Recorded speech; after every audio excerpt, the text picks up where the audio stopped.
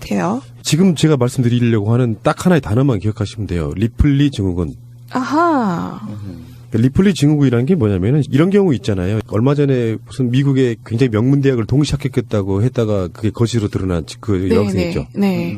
그런 게 어떤 경우냐면은 과도한 압박을 통해 갖고 내가 거기를 합격해야 된다고 생각했던 아이가 어느 날 거짓말을 해놓고 그게 현실이라고 믿는 거예요. 그걸 리플리 증후군이라고 부릅니다. 네. 너무나 간절히 바라더니 현실을 바꿀 수는 없고 내 스스로 나의 정신을 바꿔버렸군요. 그 리플리 증후군이라는 것이 갖는 대통령으로서의 문제는 굉장히 심각한 건데요. 예를 들어서 리플리 증후군에서 필연적으로 나와야 되는 단어, 심리학 단어 중에 대표적인 게 뭐냐면은 인지부조화라는 게 있어요. 인지부조화가 어떤 의미냐. 김진태가 그런 상황일 수도 있거든요. 인지부조화. 내가 사람들한테 요거는 지켜야 됩니다라고 이야기를 해요. 근데 현실은 그렇게 안 가고 있을 때 자기가 한 말이 실제 현상하고 자기 행동하고 맞아떨어지지 않을 때 이걸 인지부조화라고 얘기합니다. 그러니까 리플리 증후군은 여러 가지 증상 중에 하나라고도 볼 수도 있는 거고 인지부조화를 통해서 리플리 증후군이 그런 증상, 신드롬을 보인다라고도 설명을 할 수 있는 거예요. 리플리 증후군에 대해서는 여기서 또 하나 비슷한 용어로 등장할 수 있는 게 공상허언증이라는 게 있습니다. 그렇죠. 보통 이제 박근혜를 우리가 이렇게 이해하려고 할 때 그런 이야기 쓰잖아요. 아버지, 어머니를 총탄에 맞아 쓰러지고 나서 아주 중요한 유년 시절과 청소년기 또는 성인 될 때까지도 청와대에서 18년 동안이나 있었으니까. 네. 박근혜 씨가 아마 청와대 들어간 게 한 10살쯤이었을 거예요. 10살쯤. 9세, 10세부터 시작해서 27 정도까지, 뭐 그런 정도, 26, 7 정도까지 청와대에 있었단 말이에요. 그렇게 살다가 밖에 나와서 절대 권력자인 아버지를 잃고 남들이 나를 배신하는 것 같다 이렇게 이야기하는데 나는 그렇게 생각 안 해요. 박근혜가 리플리 증후군을 나는 보였다고 생각하는 것은 난 대표적인 게 나는 최태민을 만났을 때 이미 청와대에 있었을 때라고 봐요. 최근에 이제 증언도 나오고 있는데 김재규가 박정희를 쏜 당시 중앙정보부장이었단 말이에요. 그 중앙정보부장이 박근혜에게 최태민과의 관계가 너무 좀 심각하다. 최태민의 비리가 심각해서 이것을 박근혜 용해에게 직접 물어보시고 상황이 어떠냐고 물어보고 하는 그 장면이 나옵니다. 재판 과정에 나오는 증언에. 그랬을 때 박정희가 알았다. 그러면 내가 우리 영해 박근혜를 친국이라는 표현을 써요. 웃기죠. 뭐 옛날에 사극도 아니고.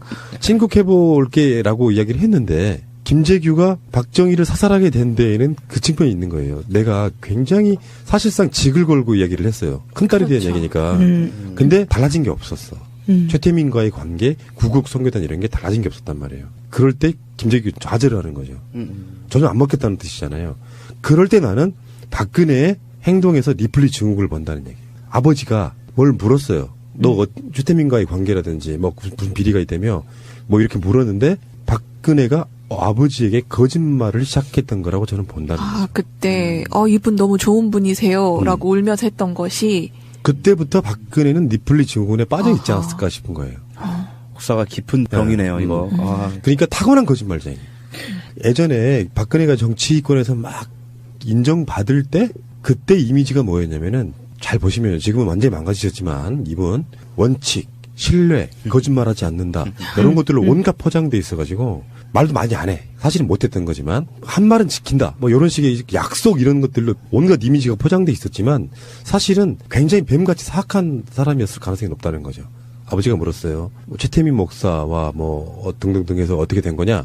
아무 걱정하지 마세요. 김재규 부장이 저를 음해하는 거다. 이렇게 말했을 가능성도 있는 거고요.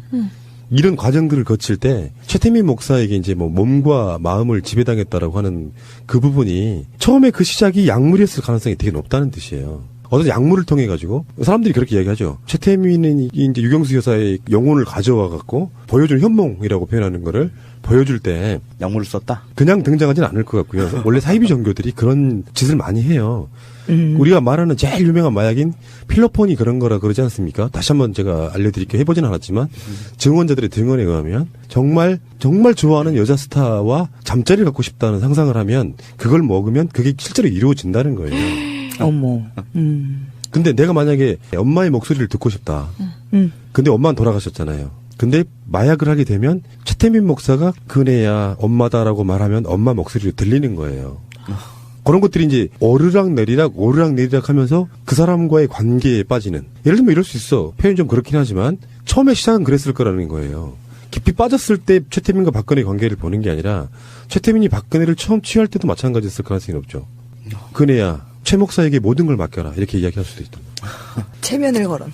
근데 그렇게 되면은 그 당시만 해도 마약의 개념이 별로 없던 시절일 수도 있고 그렇다 보니까 정말로 엄마가 최태민을 통해서 나타났다고 믿을 수도 있는 이 상황들을 겪다가 그것을 이제 하달하는 사람 입장에서 이 이야기는 아버지께서는 하지 마세요. 안 믿으십니다. 걱정하십니다. 얘기할 수 있단 말이에요. 그러니까 박근혜 입장에서는 아버지에게 일어난 일들에 대해서는 말을 하지 못했을 거라고 생각해요. 그렇지만 자기만이 믿고 있는 굉장히 신기한 기적을 본 거잖아요. 최태민한테는 박근혜가 밖으로 발설하면 안 되는 사실은 거짓말, 마약 이런 것들이 들어있는 거고 박근혜 입장에서는 이게 발설이 되면 정말로 엄마가 안 나타날까 봐. 아버지한테는 아무 문제 없고 우리 뭐 어떤 물론 사이에 대해서도 말하지 않았을 거라고 생각하거든요. 감히 김재규도 박근혜와 최태민이 잤다라는 이야기는 못했을 거라고 생각해요. 묻지도 않았을 뿐더러. 그러니까 최태민에 의해서 박근혜는 그런 어떤 그 신기한 경험들 또는 마약이 가장 많이 쓰이는 것이 최근에 이제 박근혜 게이트 절정을 향해 가고 있는 바로 약 게이트 아닙니까? 네. 그 마약이 그런 측면과 연결이 돼 있거든요. 자기가 느꼈을 온갖 쾌락 같은 것들을 잃고 싶지 않았던 측면에서 아버지에게부터 거짓말하면서부터가 지금까지 왔다라고 보는 거예요. 근데 이런 게 있죠. 박근혜의 엄마를 죽인 사람이 누구예요? 문세광. 요로 알려져 있잖아요. 로 알려져 있죠. 예. 네. 문세광을 뒤에서 사주한 사람이 누굽니까? 북한 김정일 김일성이잖아요. 그렇죠. 예. 하하. 그 박근혜가 북한에 가서 김정일에게 그거 따졌다는 소리 들어본 적 있어요? 그 둘이 만났을 때? 우리 엄마를 왜 죽였냐고? 아니요. 오히려 김정일 장군은 신뢰가 가는 사람이다. 일종 미스테리 아니에요? 그렇게 따지면은? 진짜 완전히 그래, 모순이죠, 되나? 완전히. 어찌 보면은 자기 철천지 원수인데 우리 예전 그 드라마나 무협 영화를 보면 원수를 만났으니 이제 일기토를 겨뤄야 되는데. 예. 근데 그 관계가 최태민이 죽고 최순실까지 넘어왔어요. 2대에 걸쳐서 박근혜를 사육하는 중이에요. 사육 맞아요. 제가 이렇게까지 표현했습니다. 마약과 섹스를 던져주고 잘 놀아. 결제만 해주면 돼. 나머진 내가 알아서 할게. 요 관점이라고 보면 박근혜는 수십 년 동안 어떤 상태에 놓여 있냐면은 밖에다가는 괜찮아요. 라고 이야기를 해요. 아버지한테 말했듯이. 국민들을 향해서도 죄송합니다라고 이야기해놓고 막상 침실로 들어오면 태도가 덜 변하죠. 말도 안 돼. 밖으로 말하지 못하는 속에 있는 어떤 내용들은 밖으로 말하지 못하는 상태로 안에 가면 부들부들 떨고 밖에서는 약한 척하고 그런 일상이 생활화돼 있다는 의미라고 저는 본다는 거죠. 그럼 그 이중적 자아, 네. 그게 이제 완전 그 몸에 그냥 아예 배어있다라고. 배어버린 거죠. 그렇죠. 그리고 그 스트레스를 또 이기기 위해서라도 다시 또 주사도 한 방 하고. 맞으셔야 되고 항상 누워서 드라마도 보셔야 되고 하는 그 과정을 계속해서 거쳤을 가능성이 높다라고 보는 거죠. 그냥 약 40년 동안. 아휴.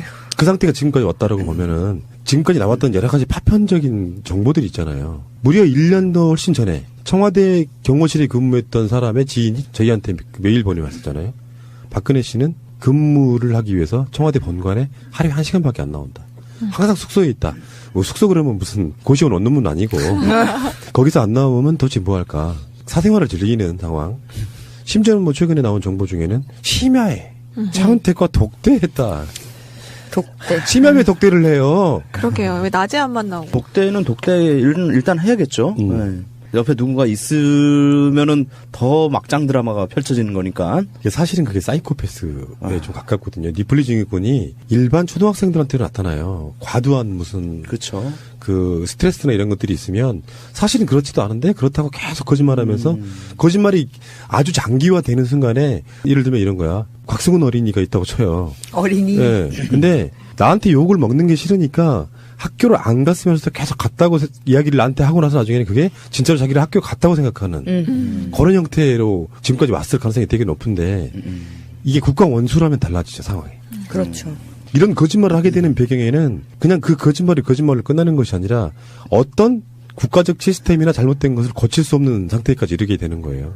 그래서 지금까지 꼭 최순실의 존재가 아니라도 지금까지 조치를 취했던 그 많은 정부 정책들이나 지금도 막 추진하고 있는 것들이 있잖아요. 이 상태에서도 추진하고 있는 것들, 이런 것들이 그런 박근혜의 독특한 정신병적인 사이코패스, 소시오패스에 가까운 정도의 그 정신병적인 것들이 지금까지 이렇게 왔다라고 보면 정말 이거는 심각한 문제입니다. 대한민국이라는 민주공화국이 정신병자에게 그냥 모든 걸 그렇죠. 맡겨버렸다는 정신병자라고 거죠. 봐야죠. 그렇죠. 네. 그리고 그 사람을 이게 뒤에서 조종한 사람이 누군지 정말 디테일하게 밝혀내야 될 부분인 것 같은데요.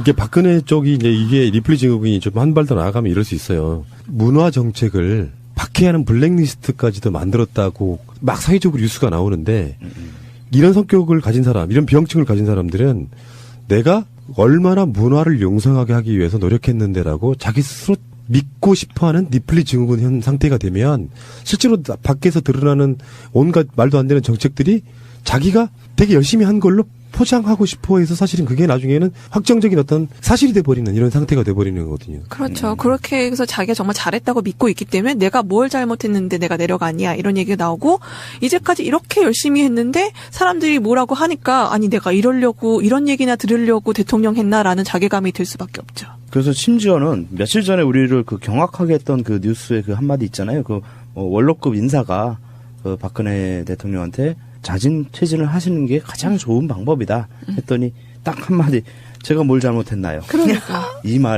말도 바로 맥락이 왜 나왔을까라는 내가 나라를 이해가 가요. 위해서 얼마나 애를 썼는데 근데 보통 사람은 이해를 못하죠. 네. 부단하게 거짓말을 하면서도 그게 거짓말이라고 생각하지 않고 그게 내가 진짜로 행한 거라고 착각하는 여러 가지 그 안에 들어있는 게 지금 현실로 보이는 거예요. 박근혜가 밖으로 주로 나올 수 없었던 이유이기도 합니다. 기자들과의 기자회견장에서 일문일답을 안 한다라든지 어떤 실수를 할지 모르는 상태에 놓여 있는 거잖아요. 그러니까 예를 들면 오죽했으면은 대선 TV 토론에 나갔을 때도 탭을 갖고 다녔어요. 아이패드.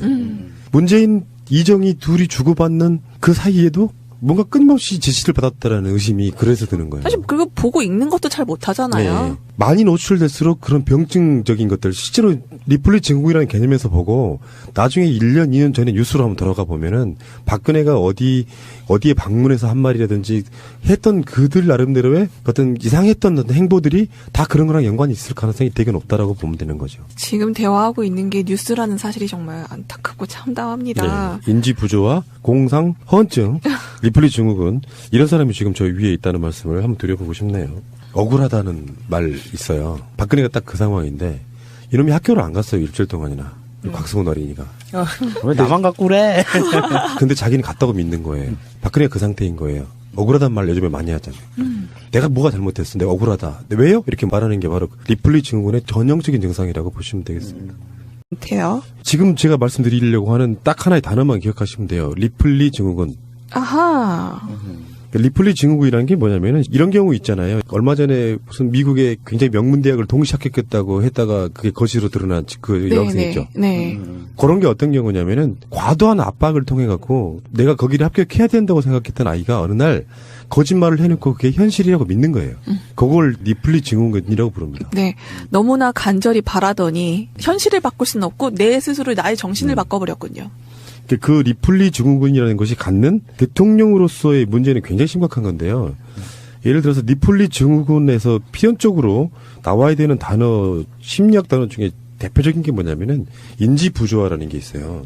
인지부조화가 어떤 의미냐. 김진태가 그런 상황일 수도 있거든요. 인지부조화. 내가 사람들한테 요거는 지켜야 됩니다라고 이야기를 해요. 근데 현실은 그렇게 안 가고 있을 때 자기가 한 말이 실제 현상하고 자기 행동하고 맞아떨어지지 않을 때 이걸 인지부조화라고 얘기합니다. 그러니까 리플리 증후군은 여러 가지 증상 중에 하나라고도 볼 수도 있는 거고 인지부조화를 통해서 리플리 증후군이 그런 증상, 신드롬을 보인다라고도 설명을 할 수 있는 거예요. 리플리 증후군에 대해서는 여기서 또 하나 비슷한 용어로 등장할 수 있는 게 공상허언증이라는 게 있습니다. 그렇죠. 보통 이제 박근혜를 우리가 이렇게 이해하려고 할 때 그런 이야기 쓰잖아요. 아버지, 어머니를 총탄에 맞아 쓰러지고 나서 아주 중요한 유년 시절과 청소년기 또는 성인 될 때까지도 청와대에서 18년 동안이나 있었으니까. 네. 박근혜 씨가 아마 청와대 들어간 게 한 10살쯤이었을 거예요. 10살쯤. 9세, 10세부터 시작해서 27 정도까지, 뭐 그런 정도, 26, 7 정도까지 청와대에 있었단 말이에요. 그렇게 살다가 밖에 나와서 절대 권력자인 아버지를 잃고 남들이 나를 배신하는 것 같다 이렇게 이야기하는데 나는 그렇게 생각 안 해요. 박근혜가 리플리 증후군을 나는 보였다고 생각하는 것은 난 대표적인 게 나는 최태민을 만났을 때 이미 청와대에 있었을 때라고 봐요. 최근에 이제 증언도 나오고 있는데 김재규가 박정희를 쏜 당시 중앙정보부장이었단 말이에요. 그 중앙정보부장이 박근혜에게 최태민과의 관계가 너무 좀 심각하다. 최태민의 비리가 심각해서 이거와 잠자리를 갖고 싶다는 상상을 하면 그걸 먹으면 그게 실제로 이루어진다는 거예요. 어머. 근데 내가 만약에 엄마의 목소리를 듣고 싶다. 근데 엄마는 돌아가셨잖아요. 근데 마약을 하게 되면 최태민 목사가 그네야 엄마다라고 말하면 엄마 목소리로 들리는 거예요. 그런 것들이 이제 오르락내리락 하면서 그 사람과의 관계에 빠지는. 예를 들면 이럴 수 있어. 표현 좀 그렇긴 하지만 처음에 시작은 그랬을 거라는 거예요. 깊이 빠졌을 때 최태민과 박근혜 관계를 보는 게 아니라 최태민이 박근혜를 처음 취할 때도 마찬가지였을 가능성이 높죠. 그네야 최 목사에게 모든 걸 맡겨라 이렇게 이야기할 수도 있다. 체면을 걸었네. 근데 그렇게 되면은 그 당시만 해도 마약의 개념이 별로 없던 시절일 수도 있고 그렇다 보니까 정말로 엄마가 최태민을 통해서 나타났다고 믿을 수도 있는 이 상황들을 겪다가 그것을 이제 하달하는 사람 입장에서 이 이야기는 아버지께서는 하지 마세요. 안 믿으십니다. 걱정하십니다. 얘기할 수 있단 말이에요. 그러니까 박근혜 입장에서는 아버지에게 일어난 일들에 대해서는 말을 하지 못했을 거라고 생각해요. 그렇지만 자기만이 믿고 있는 굉장히 신기한 기적을 본 거잖아요. 최태민한테는 박근혜가 밖으로 발설하면 안 되는 사실은 거짓말, 마약 이런 것들이 들어있는 거고 박근혜 입장에서는 이게 발설이 되면 정말로 엄마가 안 나타날까 봐. 아버지한테는 아무 문제 없고 우리 뭐 어떤 물론 사이에 대해서도 말하지 않았을 거라고 생각하거든요. 감히 김재규도 박근혜와 최태민이 잤다라는 이야기는 못했을 거라고 생각해요. 묻지도 않았을 뿐더러. 그러니까 최태민에 의해서 박근혜는 그런 어떤 그 신기한 경험들 또는 마약이 가장 많이 쓰이는 것이 최근에 이제 박근혜 게이트 절정을 향해 가고 있는 바로 약 게이트 아닙니까? 네. 그 마약이 그런 측면과 연결이 돼 있거든요. 자기가 느꼈을 온갖 쾌락 같은 것들을 잃고 싶지 않았던 측면에서 아버지에게부터 거짓말하면서부터가 지금까지 왔다라고 보는 거예요. 근데 이런 게 있죠. 박근혜의 엄마를 죽인 사람이 누구예요? 문세광 요로 알려져 있잖아요. 로 알려져 있죠. 예. 네. 문세광을 뒤에서 사주한 사람이 누굽니까? 북한 김정일 김일성이잖아요. 그렇죠. 예. 하하. 그 박근혜가 북한에 가서 김정일에게 그거 따졌다는 소리 들어본 적 있어요? 그 둘이 만났을 때? 우리 엄마를 왜 죽였냐고? 아니요. 오히려 김정일 장군은 신뢰가 가는 사람이다. 일종 미스테리 아니에요? 그렇게 따지면은? 진짜 완전히 그래, 모순이죠. 되나? 완전히. 어찌 보면은 자기 철천지 원수인데 우리 예전 그 드라마나 무협 영화를 보면 원수를 만났으니 이제 일기토를 겨뤄야 되는데. 예. 근데 그 관계가 최태민이 죽고 최순실까지 넘어왔어요. 2대에 걸쳐서 박근혜를 사육하는 중이에요. 사육 맞아요. 제가 이렇게까지 표현했습니다. 마약과 섹스를 던져주고 잘 놀아. 결제만 해주면 돼. 나머진 내가 알아서 할게. 요 관점이라고 보면 박근혜는 수십 년 동안 어떤 상태에 놓여 있냐면은 밖에다가는 괜찮아요. 라고 이야기를 해요. 아버지한테 말했듯이. 국민들을 향해서도 죄송합니다라고 이야기해놓고 막상 침실로 들어오면 태도가 덜 변하죠. 말도 안 돼. 밖으로 말하지 못하는 속에 있는 어떤 내용들은 밖으로 말하지 못하는 상태로 안에 가면 부들부들 떨고 밖에서는 약한 척하고 그런 일상이 생활화돼 있다는 의미라고 저는 본다는 거죠.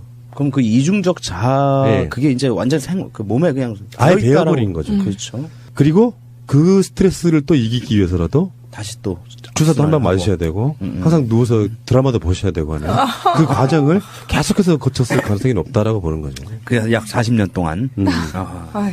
그 상태가 지금까지 왔다라고 보면은 지금까지 나왔던 여러 가지 파편적인 정보들이 있잖아요. 무려 1년도 훨씬 전에 청와대 경호실에 근무했던 사람의 지인이 저희한테 메일 보내왔었잖아요. 박근혜 씨는 근무를 하기 위해서 청와대 본관에 하루에 1시간밖에 안 나온다. 항상 숙소에 있다. 뭐 숙소 그러면 무슨 고시원 원룸은 아니고 거기서 안 나오면 도대체 뭐 할까. 사생활을 즐기는 상황. 심지어는 뭐 최근에 나온 정보 중에는 심야에 차은택과 독대했다. 독대. 심야에 독대를 해요. 그러게요. 왜 낮에 안 만나고. 독대는 독대 일단 해야겠죠. 네. 옆에 누군가 있으면은 더 막장 드라마가 펼쳐지는 거니까. 사실은 그게 사이코패스에 좀 가깝거든요. 니플리 증후군이 일반 초등학생들한테는 나타나요. 과도한 무슨 그렇죠. 그 스트레스나 이런 것들이 있으면 사실은 그렇지도 않은데 그렇다고 계속 거짓말하면서 거짓말이 아주 장기화되는 순간에 예를 들면 이런 거야. 그것을 박근혜 용해에게 직접 물어보시고 상황이 어떠냐고 물어보고 하는 그 장면이 나옵니다. 재판 과정에 나오는 증언에. 그랬을 때 박정희가 알았다. 그러면 내가 우리 영해 박근혜를 친국이라는 표현을 써요. 웃기죠. 뭐 옛날에 사극도 아니고. 친국해볼게라고 이야기를 했는데 김재규가 박정희를 사살하게 된 데에는 그 측면이 있는 거예요. 내가 굉장히 사실상 직을 걸고 이야기를 했어요. 큰딸에 대한 이야기니까. 근데 달라진 게 없었어. 최태민과의 관계, 구국 선교단 이런 게 달라진 게 없었단 말이에요. 그럴 때 김재규 좌절을 하는 거죠. 전혀 안 먹겠다는 뜻이잖아요. 그럴 때 나는 박근혜의 행동에서 니플리 증후군을 본다는 얘기예요. 아버지가 뭘 물었어요. 너 최태민과의 관계라든지 뭐 무슨 비리가 있다며 뭐 이렇게 물었는데 박근혜가 아버지에게 거짓말을 시작했던 거라고 저는 본다는 거죠. 그때 이분 너무 좋은 분이세요라고 울면서 했던 것이 그때부터 박근혜는 니플리 증후군에 빠져 있지 않았을까 싶은 거예요. 혹사가 깊은 병이네요, 이거. 그러니까 타고난 거짓말쟁이. 예전에 박근혜가 정치권에서 막 인정받을 때 그때 이미지가 뭐였냐면은 잘 보시면 지금은 완전히 망가지셨지만 이분 원칙, 신뢰, 거짓말하지 않는다 이런 것들로 온갖 포장돼 있어가지고 말도 많이 안 해. 사실은 못했던 거지만 한 말은 지킨다. 뭐 이런 식의 약속 이런 것들로 온갖 이미지가 포장돼 있었지만 사실은 굉장히 뱀같이 사악한 사람이었을 가능성이 높다는 거죠. 아버지가 물었어요. 최태민 목사와 뭐 등등등해서 어떻게 된 거냐? 아무 걱정하지 마세요. 김재규 부장이 저를 음해하는 거다 이렇게 말했을 가능성도 있는 거고요. 이런 과정들을 거칠 때 최태민 목사에게 이제 뭐 몸과 마음을 지배당했다라고 하는 그 부분이 처음에 그 시작이 약물이었을 가능성이 되게 높다는 뜻이에요. 어떤 약물을 통해 가지고 사람들이 그렇게 이야기하죠. 최태민이 이제 유경수 여사의 영혼을 가져와 갖고 보여준 현몽이라고 표현하는 거를 보여줄 때 약물을 썼다. 그냥 등장하지는 않을 것 같고요. 원래 사이비 종교들이 그런 짓을 많이 해요. 우리가 말하는 제일 유명한 마약인 필로폰이 그런 거라 그러지 않습니까? 다시 한번 제가 알려드릴게요. 해보진 않았지만 증언자들의 증언에 의하면 정말 좋아하는 여자 스타 곽승훈 어린이가 있다고 쳐요. 어린이. 네. 근데 나한테 욕을 먹는 게 싫으니까 학교를 안 갔으면서 계속 갔다고 이야기를 나한테 하고 나서 나중에는 그게 진짜로 자기를 학교 갔다고 생각하는 그런 형태로 지금까지 왔을 가능성이 되게 높은데 이게 국가 원수라면 달라지죠, 상황이. 그렇죠. 이런 거짓말을 하게 되는 배경에는 그냥 그 거짓말로 끝나는 것이 아니라 어떤 국가적 시스템이나 잘못된 것을 고칠 수 없는 상태까지 이르게 되는 거예요. 그래서 지금까지 꼭 최순실의 존재가 아니라도 지금까지 조치를 취했던 그 많은 정부 정책들이나 지금도 막 추진하고 있는 것들이 있잖아요. 이 상태에서도 추진하고 있는 것들, 이런 것들이 그런 박근혜의 독특한 정신병적인 사이코패스, 소시오패스에 가까운 정도의 그 정신병적인 것들이 지금까지 이렇게 왔다라고 보면 정말 이거는 심각한 문제입니다. 대한민국이라는 민주공화국이 정신병자에게 그냥 모든 걸 맡겨버렸다는 그렇죠. 정신병자라고 거죠. 봐야죠. 그렇죠. 네. 그리고 그 사람을 뒤에서 조종한 사람이 누군지 정말 디테일하게 밝혀내야 될 부분인 것 같은데요. 이게 박근혜 쪽이 이제 이게 리플리 증후군이 좀 한 발 더 나아가면 이럴 수 있어요. 문화 정책을 박해하는 블랙리스트까지도 만들었다고 막 사회적으로 뉴스가 나오는데 이런 성격을 가진 사람, 이런 병증을 가진 사람들은 내가 얼마나 문화를 용성하게 하기 위해서 노력했는데라고 자기 스스로 믿고 싶어하는 니플리 증후군 현 상태가 되면 실제로 밖에서 드러나는 온갖 말도 안 되는 정책들이 자기가 되게 열심히 한 걸로 포장하고 싶어 해서 사실은 그게 나중에는 확정적인 어떤 사실이 돼버리는 이런 상태가 돼버리는 거거든요. 그렇죠. 그렇게 해서 자기가 정말 잘했다고 믿고 있기 때문에 내가 뭘 잘못했는데 내가 내려가냐 이런 얘기가 나오고 이제까지 이렇게 열심히 했는데 사람들이 뭐라고 하니까 아니 내가 이러려고 이런 얘기나 들으려고 대통령 했나라는 자괴감이 들 수밖에 없죠. 그래서 심지어는 며칠 전에 우리를 그 경악하게 했던 그 뉴스의 그 한마디 있잖아요. 그 원로급 인사가 그 박근혜 대통령한테 자진 퇴진을 하시는 게 가장 좋은 방법이다 했더니 딱 한마디 제가 뭘 잘못했나요? 그러니까. 이 말도 바로 그 맥락이 왜 나왔을까라는 내가 나라를 이해가 가요. 위해서 얼마나 애를 썼는데. 보통 사람은 이해를 못하죠. 네. 부단하게